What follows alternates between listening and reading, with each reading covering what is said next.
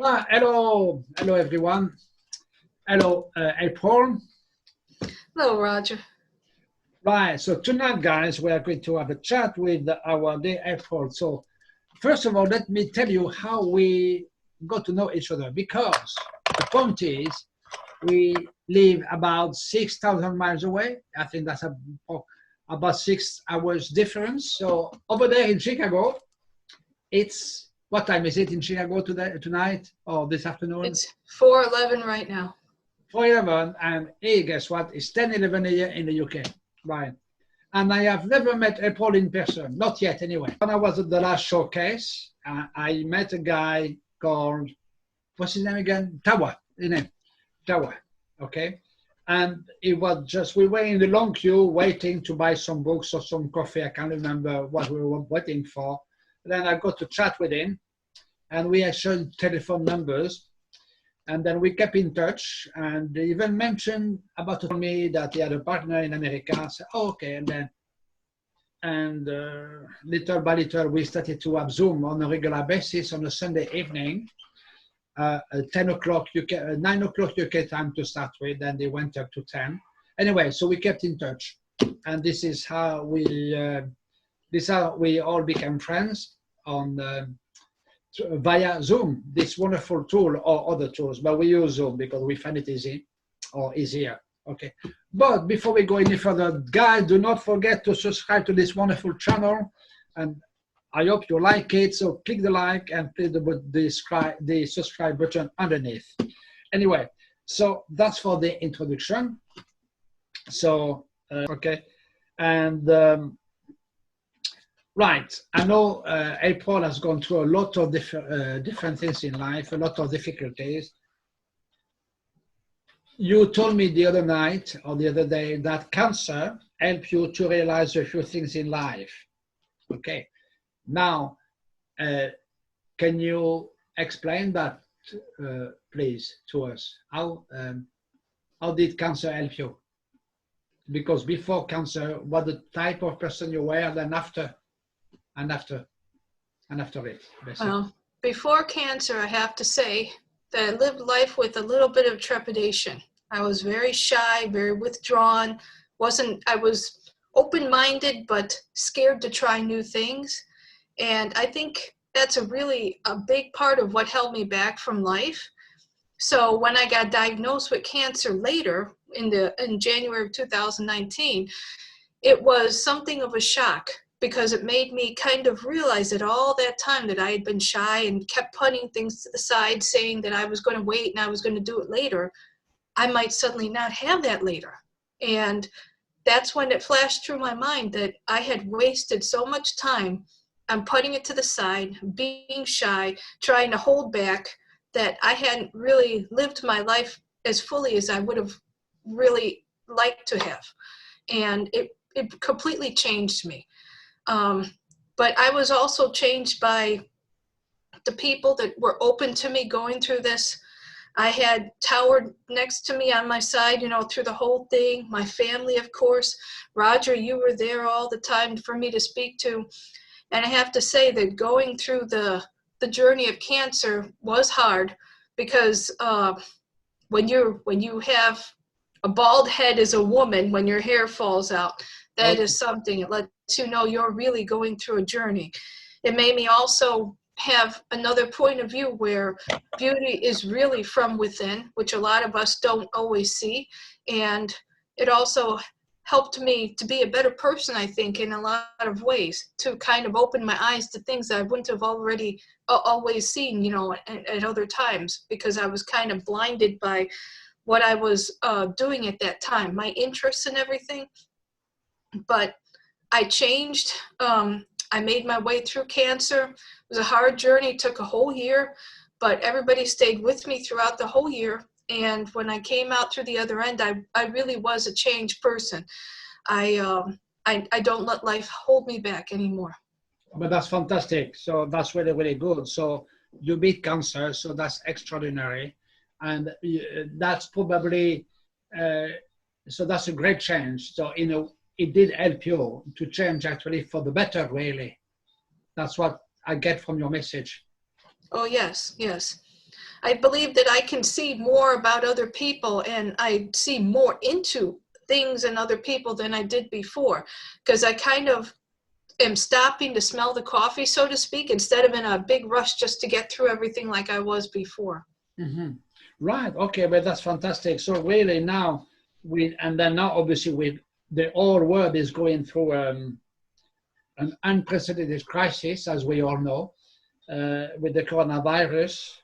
And so, but because you already had experience with cancer, an awful disease, that you came through it. Now, how is that helping you really with the current crisis that every single country in the world is going through? Well, personally, I'll tell you, Roger, I think you already know this, but I think I already went through the coronavirus. I went through it before it was even reported, back in going into the new year, into 2020. I had a really bad flu. It was so bad I couldn't lay down. My lungs were filled with fluid. It was one of the worst flus I've ever had. But at the time, I didn't know it. And it probably was a blessing not to know it, because I wasn't scared of dying. I think I probably would have been more scared now. That's why when they talk about the flu on TV, even though it's need to know things, it scares everybody, because you know that there is a chance you can die, that they talk more about death than they do about the survivors on TV, which I wish it was different. I wish it was the opposite way. Yeah, I can see what you're saying, because the other day I saw that there is about 1 million people who recovered, or 950,000 up to 1 million or something, that have recovered from the illness.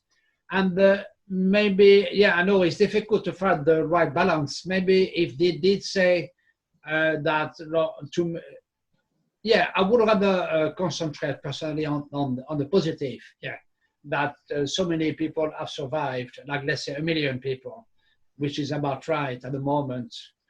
However, what I would say here is, because it's spreading so quickly, maybe if they were telling people that people will be less inclined maybe to follow the rules, because then they will see, you know, I mean, oh well, yeah, lots of people are surviving, so I may as well go out. Do you understand what I mean? So maybe it's probably a very fine balance to find, but at the same time, I agree. Yeah, it's also important to concentrate on the positive, because this is, if you nourish your brain with negative all the time, it makes you more tired, it makes you more negative, and then you're more inclined, more likely to, I mean, more likely to catch things. Yeah, it's a bit like if you eat junk food all the time. After a while, you know, it's not going to be good for you. So by constantly listening to the news day in and day out, and listening to constantly that there is so many people dying, and obviously it's very sad. We know that we all lose loved ones, and at one point or another. Yeah, and but when it's day in day out, it's really not good for your mind if it's all the time. Yeah, and so I think it's important we also concentrate on some positive, and then stuff. Yeah, you definitely need to keep the positive during the fear. You have to keep it down. I mean, that's another life lesson I learned during my cancer. I learned that I couldn't be scared all the time of what was going to happen. I had to tell myself in my mind that I was going to fight it to the end. I was going to be the best cancer patient ever. I was going to just power through it and do my best. And if I didn't make it, then that's fine. And I tried my best. And if I do make it, then I did everything that I could. I did everything that was right. And that's what everybody has to do now during this pandemic. They have to be a little fearful that something could happen, but at the same time, they can't live their life in fear. They have to take that chance to keep on living, keep going. And when they're in the house, even though the orders are to stay home, Yes. Don't give up and just sit down in fear and do nothing. They should still be treating this like sort of like a vacation time, but time to like exercise, get those pounds down, learn how to do some cooking, like I saw in one of your videos, learn a new language, different things like that that you never had time for before. And especially family. You got time now to talk to your friends and family, and they'll keep you from being scared. No, absolutely. No, you're absolutely right here. And then we had in our discussion with Maria earlier, and we had a similar discussion in terms of, when I say similar about what we can do during a pandemic like this one, or while we are in lockdown, or when we are forced in one way or another to stay at home. And, you know, why not take this opportunity to learn something different, to learn something new? Because I don't think things are going to coming back to the way it was in terms of, and maybe it's for the better, because, well, I don't know if it's for the better. I can't judge, but the thing is that we, as a species, we don't really look after our planet. And no, we don't. No, we don't, and that's very, very unfortunate. And personally, I do think that the green activist Greta Thunberg is right. The point is, if we don't look after our planet, it's a bit like we're not looking after our house.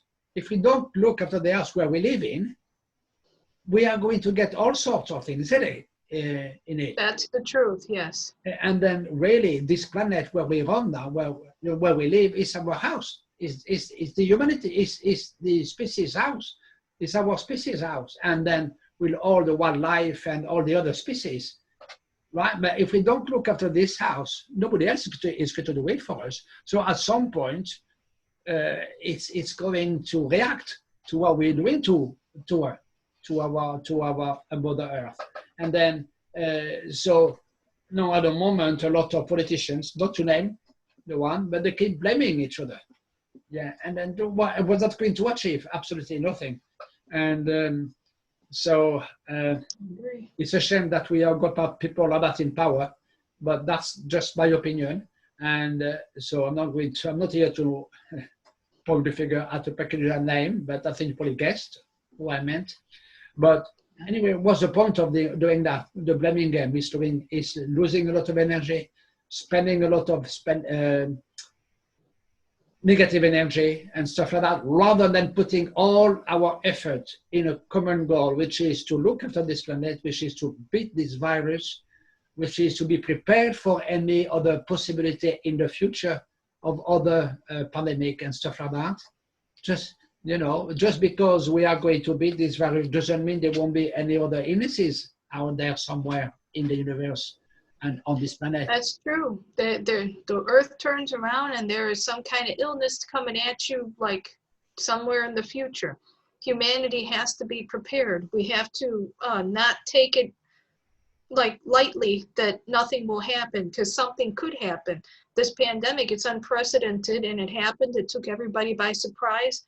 And it's sort of like we lost track in a way of some things. Because I remember in the old days, really going back in the old days, villages used to prepare with all kinds of food that they would put in stores. All of them worked together to put this food in storage and to prepare for something that would happen, like a famine or something like that.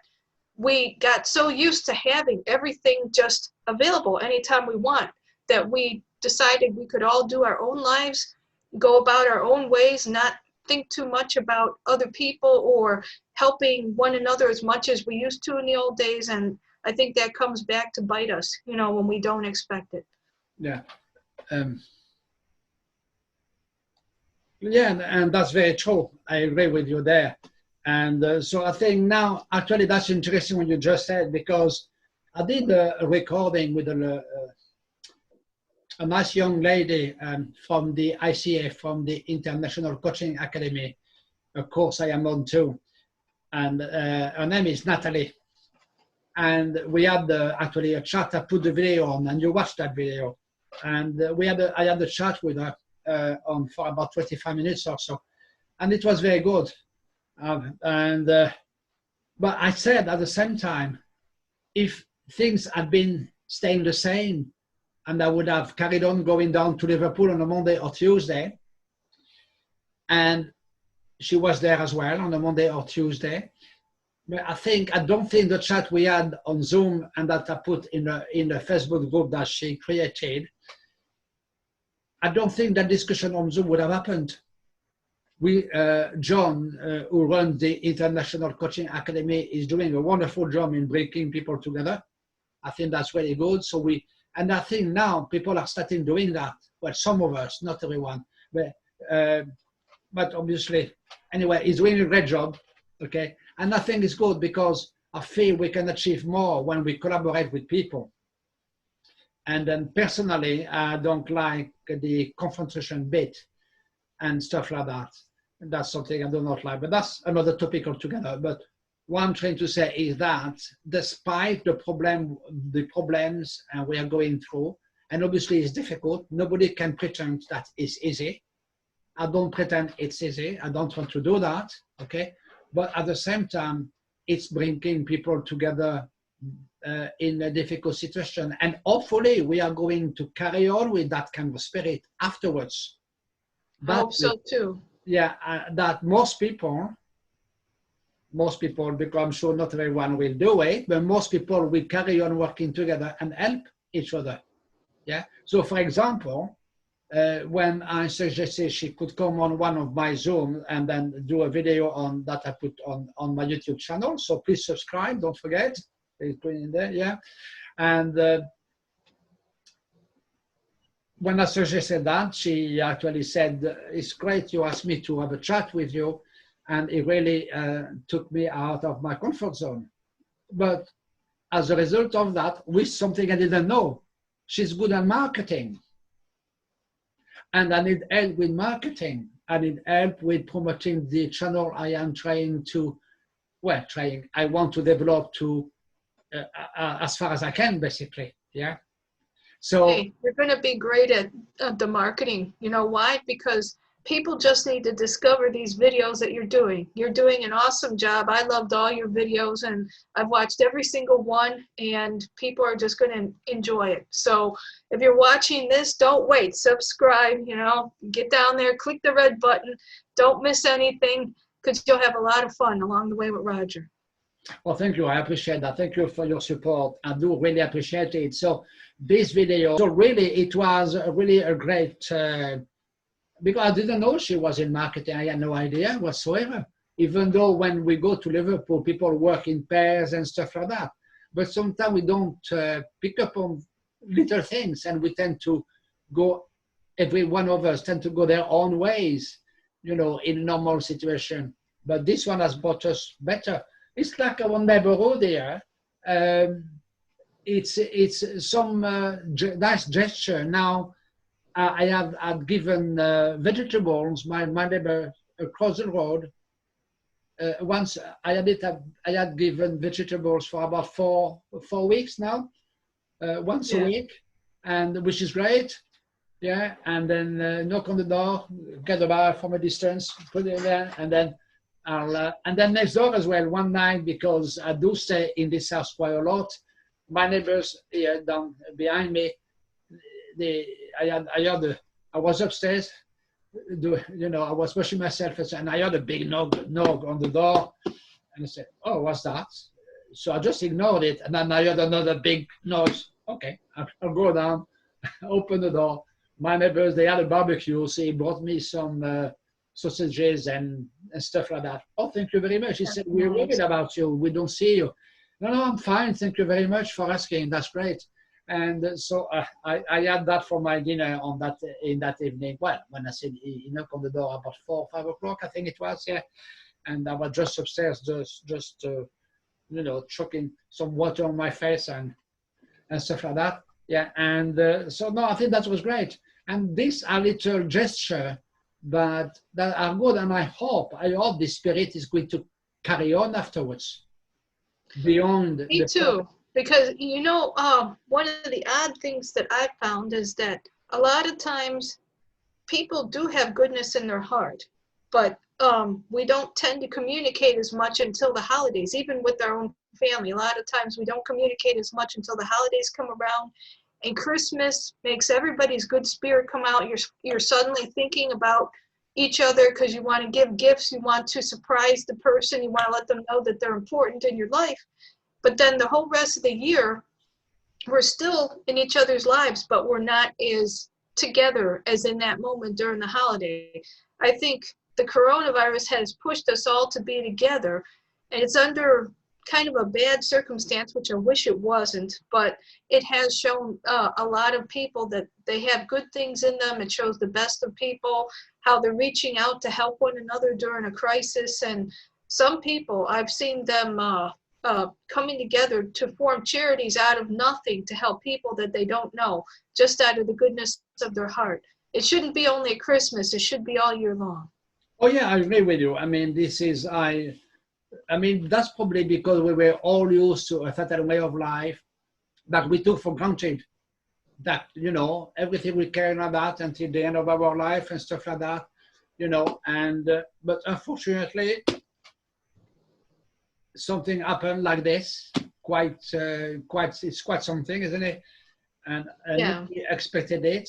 Maybe the few, I don't know, but that's another thing. But nobody expected it. And it was, yeah, and so that definitely helped people to get closer to each other, because then we suddenly realize how our life is fragile, how fragile our life is, yeah?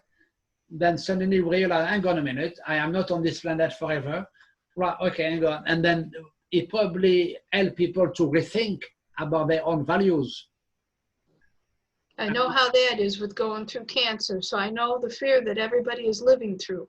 Oh You yeah, think because you I have mean, time for things, and then you suddenly don't have the time. It's taken away from you like that, and you don't know what to do. You don't know what to do first. In a pandemic like this, it's sort of taken away from you. You don't have the time. In my case, I had a countdown till I had chemo. In this case, people are scared to get the virus, so they're keeping themselves in the house. And although I think, I think people are going to do the best, get through this. I know we're going to find a cure because we already found some drugs that are going to help with the coronavirus. But when we come out of this, I hope people have a new take on life, that they don't take away the bad parts of it, that they take away the good, where they want to continue to support and be there for friends and family. They want to continue showing their good nature. They want to continue helping out, and like you said, help the planet as well. Yeah, I agree. So I would like to read something from that perhaps is not mentioning about the pandemic, it's mentioning about death. Yeah, it's actually what I would say is, I'll read it. Okay. If you think about it, although we may not be destined to die 5 minutes from now, we are all, without exception, going to die at some point. We can count on it 100%. There is nothing surer than this. Victor Hugo, the French writer, author, says that we are all under sentence of death, but with a sort of indefinite in reprieve. Ideally, we should live every minute of our life valuably, as if it were the last moment of our lives. So we should live our life to the fullest. Yes, you really should. Yeah. Those who live without aim are left with a sense of emptiness at the end of their lives. But those who live all out, striving right to the end, will die peacefully. Leonardo da Vinci says, as a well-spent days brings happy sleep, so life well used brings happy death. One aware that death could come at any time, we live each day to the fullest. Okay, and I think that's what Leonardo da Vinci and Victor Hugo said is so true, isn't it? Because it really is. Yeah, because you have a sense of accomplishment then in your life. Instead of accomplishing watching a bunch of programs on TV, you feel more of accomplishment if you manage to send food to a family that needed it. Yeah, absolutely. And then what I would say on this one, I mean, I'm learning a lot of things while I am here. And you know what? Because I live here on my own now in this house, and I don't really want to move because this is where I am. This is where my roots are. And okay, my original roots are in France, but my current roots are in this country, particularly in this house. So I don't really want to move. Well, not really. I don't want to move. It's just as simple as that. Now, and then how can I put it? I was going to say, because now I am learning a lot of different things. And so that forces me to do two things, at least. The first one is to be organized. That's probably one of my weaknesses before. I'm doing a lot better at it, so I need to carry on. I'm not 100% there, to be 100% honest, but I've got to keep at it, yeah, and I've got to get better at it every single day, okay, little step, and then learn something new. But for that, I've got to be well organized because I've signed to a couple of courses that were very cheap because of the pandemic, and two courses. One is in life coaching, but I am already doing that with John Academy. So that's going to be that just to complement what I'm doing with him. So that will help me anyway. And the other one is I've got nothing to, I don't know nothing about. So it's about digital marketing. I have absolutely no idea about digital marketing. I have no idea about marketing, never mind digital marketing. So that's completely new to me. So this is why I'm blessed that when I spoke to Natalie, she's going to help with the marketing of this channel and how to do it. But at the same time, it's nice to gain some knowledge yourself, I think. And then obviously learn as much as I can. The two courses have been sent the links and stuff. So I'll have to now not leave them in the folder because that would be wasted, even though I only pay £18 altogether for them two courses, which would have been otherwise in normal time about £1,900 to £1,000. Okay. Wow. So what I have to do is to do that. I know on Sunday I've got to Zoom all day with the Speak Up Challenge. And then and I'm going to do a similar question interview chat with Natalie on Sunday afternoon, all being well. So what I've got to go into that link. So I'll put it here, link to courses, because I don't want to make the mistakes. Oh, I didn't pay a lot of money. Or if I don't do it, it'll be all right. No, it won't be all right. If you sign to it, then you do it. Okay, so that's what I would say. So I would like to finish on one thing, if it's okay with you, April. Okay. Sure. I think what we need to learn from all this is that life is fragile, okay? And then we have the tendency to take everything for granted. Oh, it's just there down the road. I go to the supermarket, then I go for a meal at the coffee shop, which we did very regularly when we went shopping with Gwen. We went for a meal. Before the shopping, we eat. We used to eat at the cafeteria. And then I just stay there, and then when we go with her PA, the assistant that helped her because of a disability, and she was on a scooter going around and do the shopping. I was reading my book, and we always had something to eat in that supermarket. And then it had become a habit. Then we took it for some granted, and then Gwen passed away. So you can't just take things for granted. And it's the same with this. Life is fragile, isn't it? It really is. Yeah, life is fragile. So, I take the car, go to the car, get some petrol, normal. Oh, go for a meal, go to such and such a place to visit such and such person. And then suddenly, we just cannot do it at the moment as we speak. Yeah, it's taking things for granted, taking life for granted. Yeah. But we are lucky at the same time to be able to have access to the internet. Yeah, really we are. The internet has opened so many things up to everybody. It's unbelievable. Most universal, most best tool that I think that has come around in a long time, you know? Absolutely. So what I would say is, guys, courage, have courage, courage, courage, courage. Have the courage to carry on living life to the fullest, even though it might sound absolutely crazy to say that, but just be courageous. And I would say just whenever you can, put your heart into learning something new. So I would say, guys, I wish you keep safe, stay safe, keep safe, look after your loved ones, your family, your friends, and put your heart into learning something new. Thank you, guys. Bye for now. Bye-bye.